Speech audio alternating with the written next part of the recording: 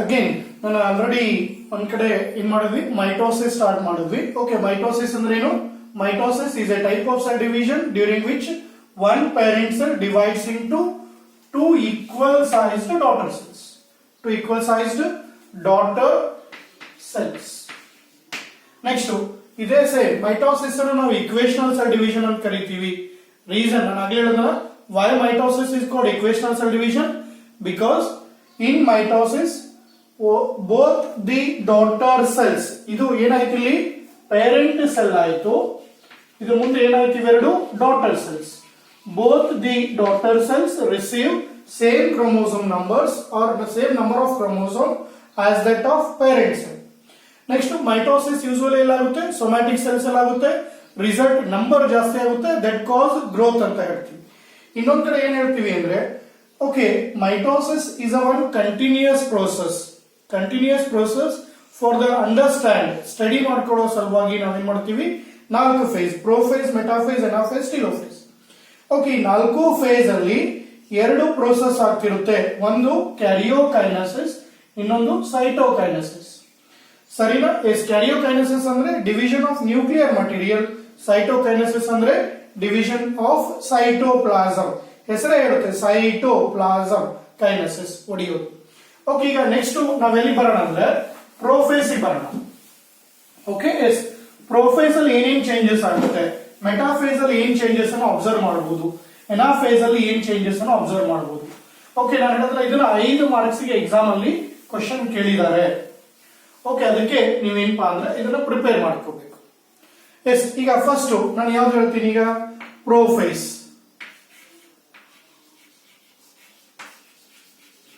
Okay, yes, prophase.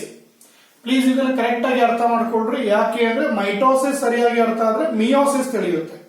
Mitosis ನಿಮ್ಗೆ ಅರ್ಥ ಆಗಿಲ್ಲ ಅಂದ್ರೆ ಮಿಯೋಸಿಸ್ ತಿಳಿಯಲ್ಲ, ಕಷ್ಟ. ಮತ್ತೆ mitosis and meiosis almost same, but ಒಂದ್ ಕಡೆ ಒಂದು ಡಿಫರೆನ್ಸ್ ಆಗುತ್ತೆ. ಓಕೆ, ಎಸ್, ಅದಕ್ಕೆ ಮೈಟೋಸಿಸ್ ಅನ್ನ ಸರಿಯಾಗಿ ಕಲೀರಿ, ಅಲ್ಲೂ ಸೇಮ್ ಇದೇ ತರ ಬರುತ್ತೆ, ಕನ್ಫ್ಯೂಷನ್ ಬೇಡ ಅಂತ ಹೇಳಿ. ಈಗ ಪ್ರೋಫೇಸ್ ಅಲ್ಲಿ ಏನೇನ್ ಚೇಂಜಸ್ ಆಗುತ್ತೆ ಅದನ್ನ ನಾವು ಅಬ್ಸರ್ವ್ ಮಾಡಬೇಕು, ಅದನ್ನ ನಾವು ಹೇಳ್ಬೇಕೀಗ. ಹೌದಾ? ಎಸ್, ಅದಕ್ಕೆ ಪ್ರೋಫೇಸ್ ಅಲ್ಲಿ ಏನೇನ್ ಚೇಂಜಸ್ ಆಗುತ್ತೆ ಅಂತ ಹೇಳ್ಬೇಕಂದ್ರೆ ಅದಕ್ಕಿಂತ ಫಸ್ಟ್ ಗೆ ನಮ್ಗೆ ಗೊತ್ತಿರ್ಬೇಕು, ಏನ್ ಗೊತ್ತಿರ್ಬೇಕು, ಇಂಟರ್ಫೇಸ್ ಅಲ್ಲಿ ಏನ್ ಚೇಂಜಸ್ ಆಗುತ್ತೆ ಅಂತ. ಈ ಕಡೆ ಡ್ರಾ ಮಾಡ್ತಾ ಇದ್ದೀನಿ. ಇದು ಯಾವ ಫೇಸ್? ಇದು ಇಂಟರ್ಫೇಸ್.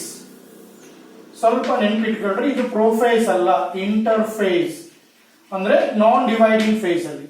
ಇಲ್ಲೇನಾಗುತ್ತೆ, ನ್ಯೂಕ್ಲಿಯಸ್ ಇರುತ್ತೆ, ನ್ಯೂಕ್ಲಿಯರ್ ಮೆಂಬ್ರೇನ್ ಇರುತ್ತೆ, ಕ್ರೊಮ್ಯಾಟಿನ್ ಇರುತ್ತೆ, ನ್ಯೂಕ್ಲಿಯೋಲಸ್ ಇರುತ್ತೆ, ಪ್ಲಸ್ ಇನ್ನೊಂದು ಏನು, ಸೆಂಟ್ರೋಸೋಮ್ ಇರುತ್ತೆ. ಹೌದಾ? ಎಸ್, ಇದು ಏನಪ್ಪಾ ಅಂದ್ರೆ ಇಂಟರ್ಫೇಸ್ ಅಲ್ಲಿ ಸೆಲ್ ಅಲ್ಲಿ ಯಾವ ತರ ಇರುತ್ತೆ ಅನ್ನೋದನ್ನು ತೋರಿಸ್ತೀನಿ. ಇದೇನಿದು nuclear membrane. Okay, yes, next ಇದು ಸೆಂಟ್ರೋಸೋಮ್. ಥಿಯರಿಯಲ್ಲಿ ಕಲ್ತಿದೀವಿ ನಾವು ಸೆಲ್ ಅಲ್ಲಿ, ಸೆಂಟ್ರೋಸೋಮ್. ಇದು ಕ್ರೊಮ್ಯಾಟಿನ್, ಇದು ನ್ಯೂಕ್ಲಿಯೋಲಸ್. Okay, nucleolus. ಈಗ ಇಂಟರ್ಫೇಸ್ ಇಂದ ಪ್ರೋಫೇಸ್ ಬಂದಾಗ ಏನ್ ಚೇಂಜಸ್ ಆಗುತ್ತೆ ಅದಕ್ಕೆ ನಾನು ಇಲ್ಲೇ ಡ್ರಾ ಮಾಡ್ತಾ ಇದ್ದೀನಿ. ಓಕೆ, ಈಗ ನಾನು ಡ್ರಾ ಮಾಡ್ತಾ ಇರೋದು ಯಾವ್ದು, ಈಗ ಪ್ರೋಫೇಸ್. ಇದನ್ನ ನೀವು ಎಕ್ಸಾಮ್ ಅಲ್ಲಿ ಅರ್ಥ ಮಾಡ್ಕೊಂಡು ಬರೀಬೇಕಾಗಿತ್ತು. ಆ ಡಯಾಗ್ರಾಮ್ ಬರೆಯೋ ಅವಶ್ಯಕತೆ ಇಲ್ಲ, ನಿಮ್ಗೆ ಅರ್ಥ ಮಾಡ್ಕೊಳ್ಳಿಕ್ಕೆ. ಎಸ್, ಒಂದ್ ಕಡೆ ನೋಡ್ರಿ, 5 ಸೆಲ್ ಇದೆ.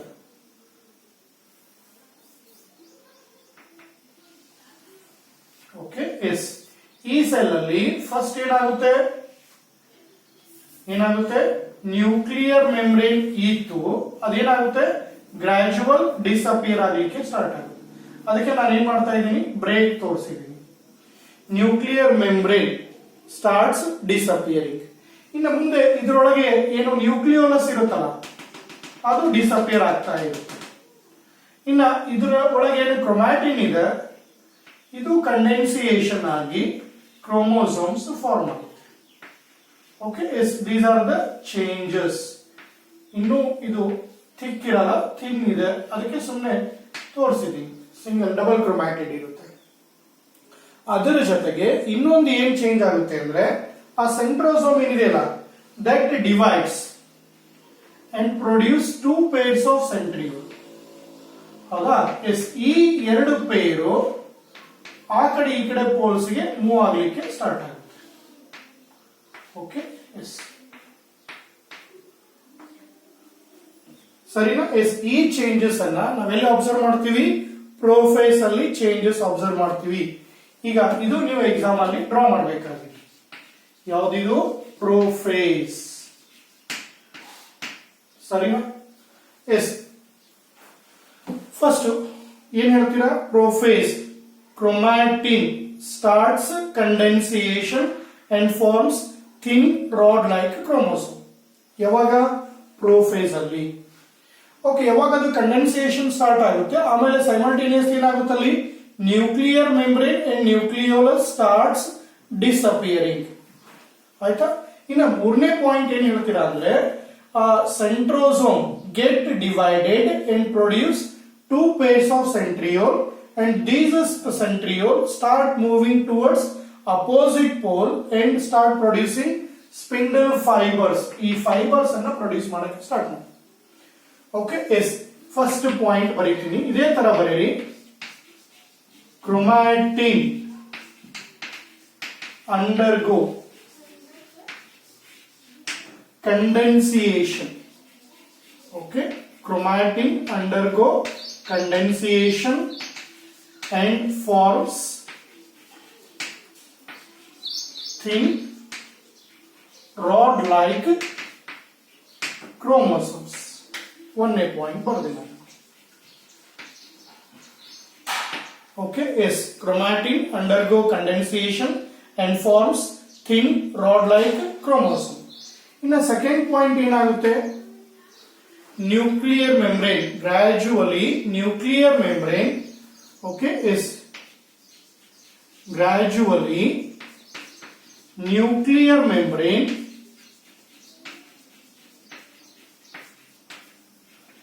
and nucleolus. Nuclear membrane and nucleolus starts disappearing. ಹೌದಾ? ಎಸ್, ಅದಕ್ಕೆ ನಾನು ಅಲ್ಲಿ ಏನ್ ಮಾಡಿದೀನಿ, ಅದನ್ನ ಬ್ರೇಕ್ ಮಾಡಿದೀನಿ. ನ್ಯೂಕ್ಲಿಯರ್ ಮೆಂಬ್ರೇನ್ ಆ ಕಡೆ ಇಂಟರ್ಫೇಸ್ ಅಲ್ಲಿ ಏನಾಗಿದೆ, ಕಂಪ್ಲೀಟ್ ಇದೆ.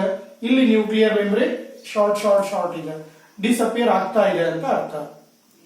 ಆಯ್ತಾ? ಎಸ್, ಇನ್ನ ನೆಕ್ಸ್ಟ್ ಸೇಮ್ ಇನ್ನೊಂದು ಪಾಯಿಂಟ್ ಏನ್ ಹೇಳ್ತೀವಿ ನಾವು, ಸೆಂಟ್ರೋಸೋಮ್ ಗೆಟ್ ಡಿವೈಡೆಡ್.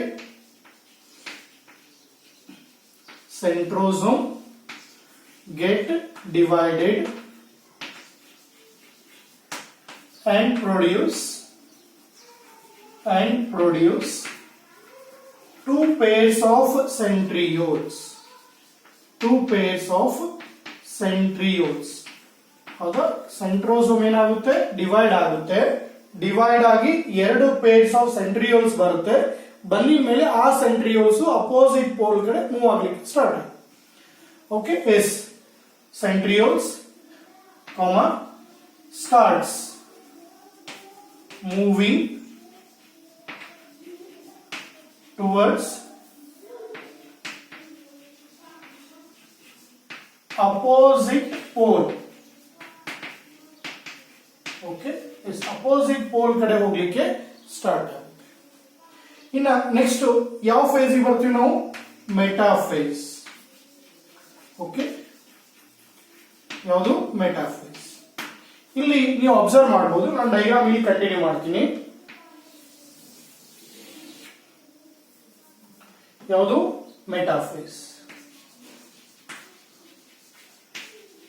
ಓಕೆ, ನಾವು ಹೇಳ್ತೀವಿ ಅಂತಲ್ಲ, ಅಲ್ಲಿರೋ ಚೇಂಜಸ್ ಮೇಲೆ ನಾವು ಅದನ್ನ ಮೆಟಾಫೇಸ್ ಅಂತ ಐಡೆಂಟಿಫೈ ಮಾಡ್ತೀವಿ.